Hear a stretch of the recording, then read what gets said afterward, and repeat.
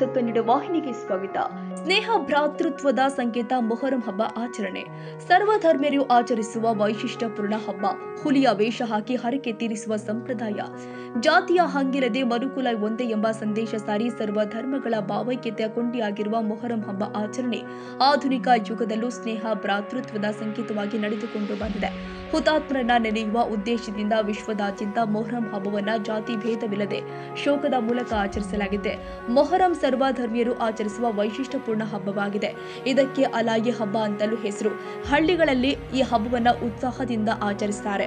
ಹಬ್ಬದಲ್ಲಿ ಚಿಣ್ಣರನ್ನ ನೋಡುವುದೇ ಒಂದು ಮಜಾ. 5 ದಿನಗಳವರೆಗೆ ಕೂರಿಸಲಾಗುವ ಅಲಾಯಿ ದೇವರಿಗೆ ಕುಣಿ ತೆಗೆದು ಅಲಾಯಿ ದೇವರ ಎದುರಿಗೆ ವೃತ್ತಾಕಾರದ ಇಟ್ಟಿಗೆಗಳನ್ನ ಇಟ್ಟು ಮೊಹರಂ ಕೊನೆಯ ದಿನ ಹಬ್ಬ ಆಚರಿಸಲಾಗುತ್ತೆ. ಹಬ್ಬದ ಕೊನೆಯ ದಿನ ಇಮಾಮ್ ಕುಟುಂಬದವರನ್ನ ಸ್ಮರಿಸುವುದಾಗಿ ಊರು ಕೇರಿಯಲ್ಲಿ ಮೆರವಣಿಗೆ ನಡೆಸುತ್ತಾರೆ. ಇಮಾಮ್ ಅವರು ತೋರಿದ ಮಾನವೀಯತೆಗೆ ಗೌರವ ಕೊಡುವುದೇ ಮೊಹರಂ ಹಬ್ಬದ ವಿಶೇಷತೆ. ಅವರು ಇಸ್ಲಾಂ ಧರ್ಮದ ಕಟ್ಟುಪಾಡುಗಳಿಗಾಗಿ ಜೀವನ ಮುಡುಪಾಗಿಟ್ಟಿದ್ರು. ದೇವರಿಗೆ ಹರಕೆ ತೀರಿಸಲೆಂದು ಫಕೀರಾಗ್ತಾರೆ. ಅಲ್ಲದೆ ಕೈಯಲ್ಲಿ ಕೆಂಪು ಲಾಡಿ ಕಟ್ಟಿಕೊಳ್ತಾರೆ. ಇದನ್ನ ಕರುಡಿಗೆ ಹೋಲಿಸುವ ಕಥೆಗಳಿದೆ. ಮತ್ತು ಮೈಗೆ ಬಣ್ಣದ ಲಾಡಿಗಳನ್ನ ಹಾಕಿಕೊಳ್ತಾರೆ. ಹರಕೆ ತೀರಿಸಲೆಂದು ಹುಲಿಯಾಗ್ತಾರೆ. ಕುಡಿಕೆ ಮಡಿಕೆ. ಮೊಹರಂ ಹಬ್ಬದ ಶರಬತ್ತಿಗೆ ಹೆಚ್ಚಿನ ಮಹತ್ವವಿದೆ.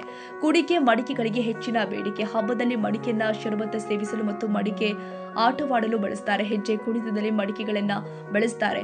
ಈ ಹೆಜ್ಜೆ ಕುಣಿತ ನೋಡುವುದೇ ಒಂದು ವೈಭವ.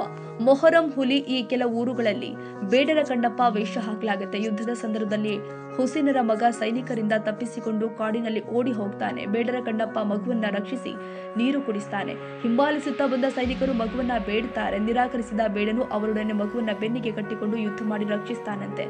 ಅದೇ ರೀತಿ ಬೇಡರ ವೇಷಧಾರಿ ಎದುರಿಗಿನ ಹುಲಿಯನ್ನ ಕತ್ತಿಯಿಂದ ಹೆದರಿಸುವ ಕುಣಿತ ಜನಜನಿತವಾಗಿದೆ.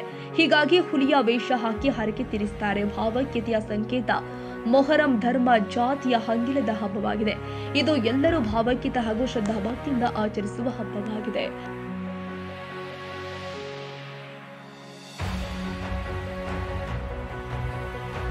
ತಾಜಾ ಸುದ್ದಿಗಾಗಿ ಎಂಟಿವಿ ನ್ಯೂಸ್ 24x7ಗೆ ಸಬ್ಸ್ಕ್ರೈಬ್ ಮಾಡಿ ಮತ್ತು ಬೆಲ್ ಐಕಾನ್ ಅನ್ನು ಒತ್ತಿ. ತಪ್ಪದೇ ಲಿಂಕ್ ಶೇರ್ ಮಾಡಿ.